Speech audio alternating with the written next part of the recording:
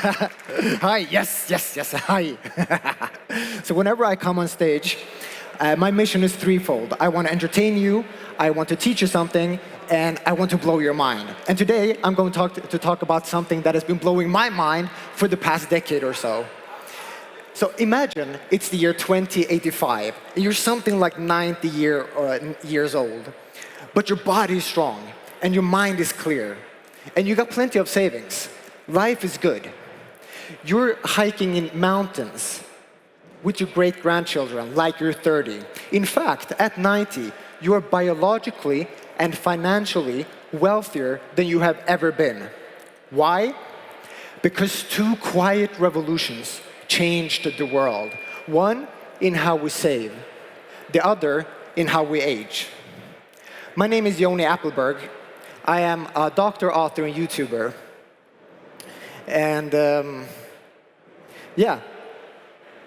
today we're going to talk about Bitcoin and longevity. I usually talk about Bitcoin and stuff I like Bitcoin and psychedelics.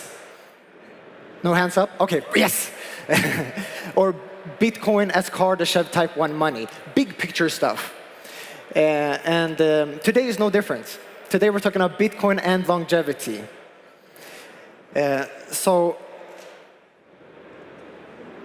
Yes, see, we are currently in the second paradigm of both money and medicine. We're also in an extraordinary time of transition. We're entering a new world of the third paradigm of money and medicine.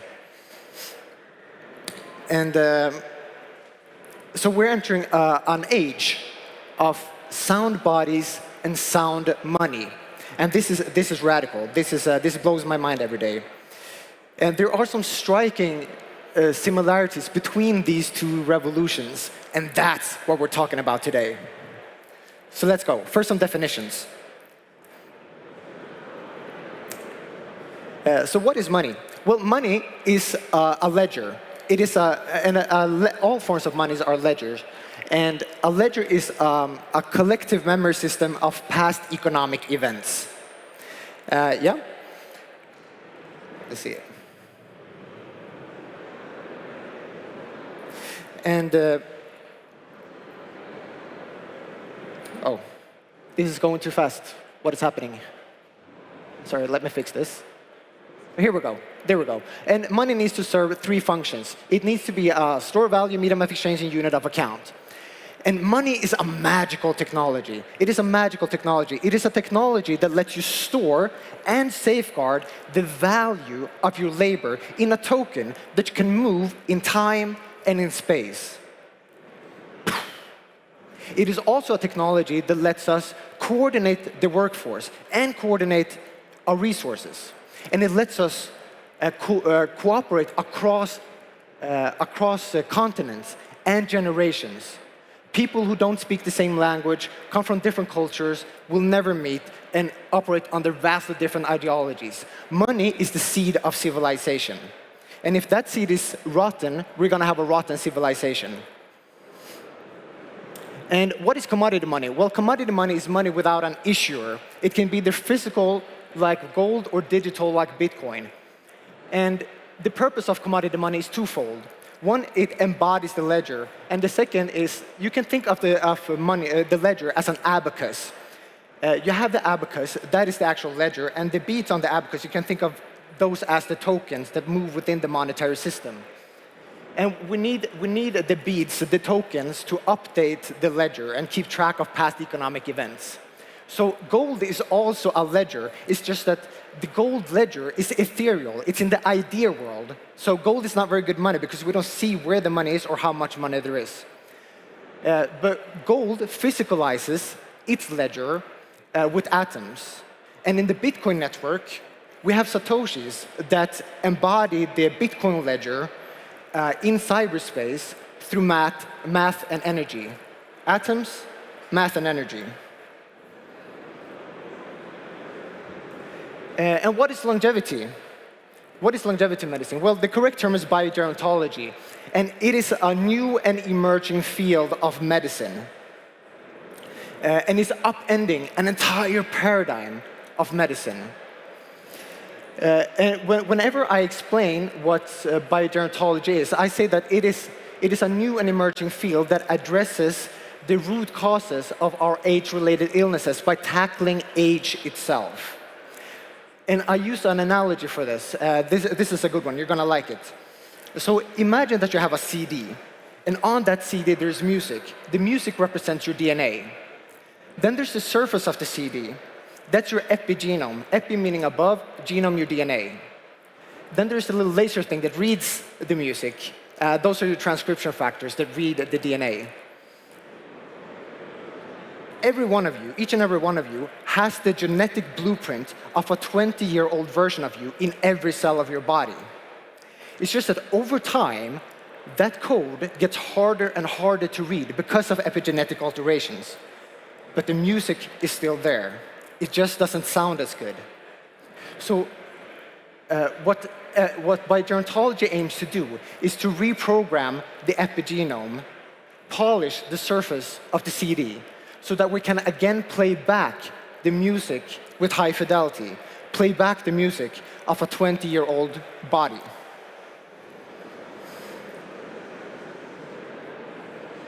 Yes, I said that. And here's a question for you. Why do we age? Why do we age? You would think that science would have a consensus answer to this question. And until very recently, it didn't. But in 2013 came a seminal paper titled The 9 Hallmarks of Aging. And it looks at the decades of research into the biology of aging. And it lists 9 diseases at the cellular level that drive aging. And the goal of biogerontology is not to make us be 300 years old, but rather to preserve youthful function into old age. In other words, to be 30 at 90. And then there's this, longevity escape velocity. Who's heard of longevity escape velocity? I will explain it. I know I have a sophisticated audience, but I will explain it. Longevity escape velocity is the point in time when medical advances extend your life faster than you age, essentially giving you back more than a year for every year that you age. This would make us an ageless species. I get goosebumps thinking about this. So let's go over the paradigms, starting with, I will go with the medical paradigms and the monetary paradigms, starting with the medical ones. The first medical paradigm are called survival medicine, and this was the vast majority of human history, something like 99.99% of our history. We had 4 horsemen back then. A horseman being a big killer. So we had 4 big killers back then. Can you guess what they were? Infection, trauma, starvation, childbirth complications. The medicines we have had access to were herbal medicines. Not very effective. Probably killed a lot of people. We had crude surgery. Not very effective. Very painful. Killed a lot of people. The turning point came with the discovery of germ theory, antibiotics, and anesthesia. It changed everything. We also had some help with modern sanitation and economic development. This led us to the second paradigm of money. And that's where we are today. And with each paradigm, we cure the horsemen of the previous one by addressing the root causes. So then we face new challenges. So now we have 4 new big killers. Can you guess what they are? Cancer, cardiovascular disease, neurodegenerative disease, mostly Alzheimer's, and metabolic disorders like type 2 diabetes. These account for 90% of all deaths and 90% of all healthcare costs. So the low time preference, GigaChad move, would be to take some of that money and invest it in biogerontology so that we can immunize against these age-related illnesses and not have to deal with them in the first place. That is what biogerontology aims to do. And the medicines we have access to today are pharmaceuticals, advanced surgery, radiation, psychotherapy, and lifestyle interventions. And if you were to create a Venn diagram of these, you would notice that they have a few things in common. For one, they are largely reactive. We wait until we get sick and then we treat. Secondly, they don't address root causes, but rather symptoms.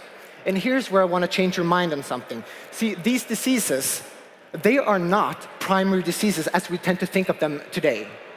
They are symptoms of the same underlying condition, the aging cell. We tend to we used to think that Alzheimer's and osteoporosis were just natural aging, but it's all arbitrary. We can call anything disease. And now we're relabeling biological aging itself as a disease so that we can fund research into it and prevent age-related illnesses by tackling age itself. You may think that aging is natural. Yeah, but so are these diseases. Each and every one of you will have all of these if you live long enough. Yeah? So what we're doing today is that we're putting out fires, but we're doing nothing about the arsonist. But now, this is changing. We're entering the third medical paradigm, and we're switching from reactive medicine to preventive medicine. And we're doing that by addressing root causes of age-related illnesses.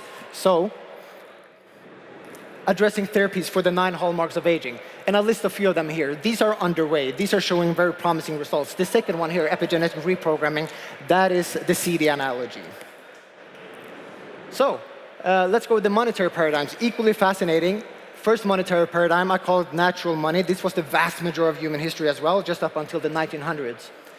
And we had commodity monies back then in various forms: cattle, grain, salt, beads, seashells, precious metals, these types of monies. And I'm applying the concept of the 4 horsemen to money as well. But here referring to their monetary properties, properties that could entail an existential crisis for respective monetary system, which they did.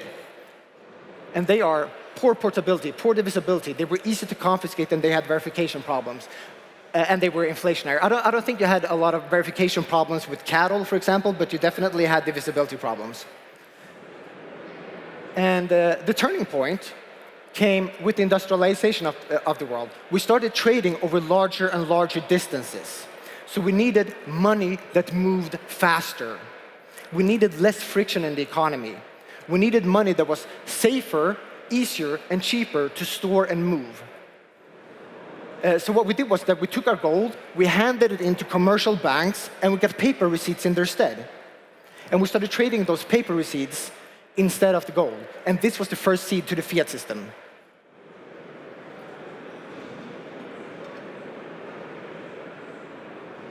Yes, come on, clicker, please, work with me. Yeah, so now we're in the second monetary paradigm, the fiat system. And we don't have money now. What we have is debt, which is the opposite of money. And we use that as money, which is kind of surreal. And it's because we use debt, we can just create it out of thin air in any amount. It's not money, it's not yours, and it's not in the bank. And the 4 horsemen of the fiat system is why we're all here. It's why we Bitcoin. Censorship, surveillance, inflation, and misaligned incentives. Essentially everything that's wrong with the world. Let's look at inflation. Yeah? What is the harm? Well, see, the debasement of money is the debasement of our intellectual understanding of money. You see how that works? We are no longer exposed to real money. So we have forgotten what the effects of real money is on the individual, on families, on societies, and on civilization. And by the way, when I say we, I'm not speaking about you guys. I'm talking about humanity as a whole. So allow me to paint with broad brushstrokes. You guys are Bitcoiners. You're good. In fact, you're perfect. But inflation, the debasement of money leads to our intellectual, to a different understanding. We're bathing in toxic fiat money. And this leads to us to believe in wrong narratives, in harmful narratives, things like taxes, inflation, and surveillance, that they're not just inevitable, but even necessary. We look at the Weimar Republic, with people walking around with wheelbarrows of cash. And we think that that's just an oddity of history that is of no concern to us. But we're mistaken, because we're in the exact same place. Only we're not walking around with wheelbarrows of cash. Instead, we have Jerome Powell adding zeros to a balance sheet on a screen, which is much more insidious, because if we were walking around with wheelbarrows of cash, we would at least see the problem. The debasement of money is the debasement of our morality. We have lying, cheating, and stealing at every level of society. It is the debasement of everything we hold dear. Our health. We have an obesity pandemic, an opioid epidemic. We have a global wave of mental health issues in the young. Unprecedented. We have a decline in food, architecture, art, relationships, education. We have a decline in population numbers across the world. The debasement of money is the debasement of civilization. Yes, the fiat system is problematic. The turning point came with the discovery of absolute mathematical scarcity, which was leveraged to build the Bitcoin network, in which you and I are now nodes. We have front row seats to the installation of a new economic operating system that is very, very hard to fathom what it's going to mean, because we tend to look at it through the framework of the fiat mindset, and that you cannot understand Bitcoin through the fiat mindset. You have to make a radical transformation in how we think about this. And now we're in the third monetary paradigm, and that is Bitcoin. We now have a decentralized, public and trustless ledger with peer-to-peer censorship-resistant, permissionless money with a fixed and inelastic supply and no issuer. This is entirely unique. This has never existed before in human history. And a lot of Bitcoiners tend to be a bit jaded. They've been in this space for a while. But take a step back, feel the awe of what this technology is, and appreciate the technology that is unfolding. It's an opt-in system, which is pretty cool. And it's a system that allows you to be self-sovereign and practice radical responsibility, which is sorely needed today. And it is final money. What do I mean by this? Final money. It is the last form of money that humanity will need as long as we're bound to this planet. As long as we're bound to this planet, we're going to be using Bitcoin as the final form of money, whether that's 30 years, 300 years, 30,000 years. I don't know how long we're going to be in this iteration of our species, but for as long as we are and we're bound to this planet, it's going to be Bitcoin. We can use Bitcoin on the moon. We can use it on Mars with some difficulty and some trade-offs. But then we reach the hash horizon. And so now we're in an economic and biological renaissance. Both Bitcoin and biogerontology are transforming individuals from within and society from the ground up in surprisingly similar fashions. One thing they do is that they upend old narratives. Just as we've come to think of aging as natural and inevitable, we've come to think of inflation as natural and inevitable, but they are not.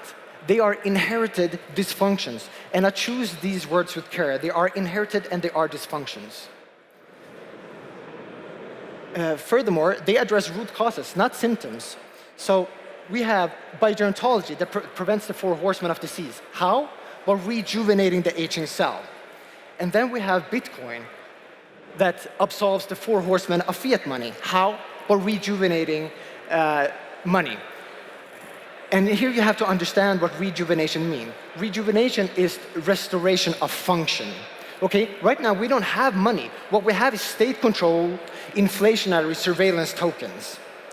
But Bitcoin rejuvenates money and gives us instead censorship-resistant, permissionless money with a fixed and inelastic supply. And that is one hell of a rejuvenation. Furthermore, we see time horizons. Biogerontology extends our health spans and secures our biological future, extending our time horizons. Bitcoin lowers time preference and by securing our financial futures, and this allows us to think further into the future. Multi-generational thinking, a civilization capable of thinking, planning, and acting beyond election cycles and quarters. A society that has lost multi-generational thinking, that is a sad state to be. If we look at the Roman Empire, they inscribed in the Parthenon, in the aqueducts, in the Colosseum, I built this structure to last for 10,000 years. Who does that today? We don't have that capacity anymore. And lastly, they flip scripts. So right now, in this disease management era, we have reactive medicine. We wait until we get sick and then we treat. This leads to pharmaceutical abundance, but health scarcity. And biogerontology flips that script by immunizing against age-related illnesses so that we don't have to deal with them in the first place. Fewer interventions, more health. And then we have the fiat system that has created currency abundance, but economic scarcity. And Bitcoin flips that script by creating monetary scarcity. So we get abundance through scarcity. I will be signing my book after this talk. Welcome to have a talk. I want to hear your story as well. So this is what I want to leave you with. When we align sound money with sound bodies, we unlock suppressed human potential. We unlock suppressed human potential. See, these two movements, they are greater than just the freedom from inflation and disease. They're about unlocking our potential as individuals, families, societies, and as a civilization. When we have healthy cells and healthy money, we might just achieve longevity, escape velocity, and build a civilization that reaches the stars. Thank you.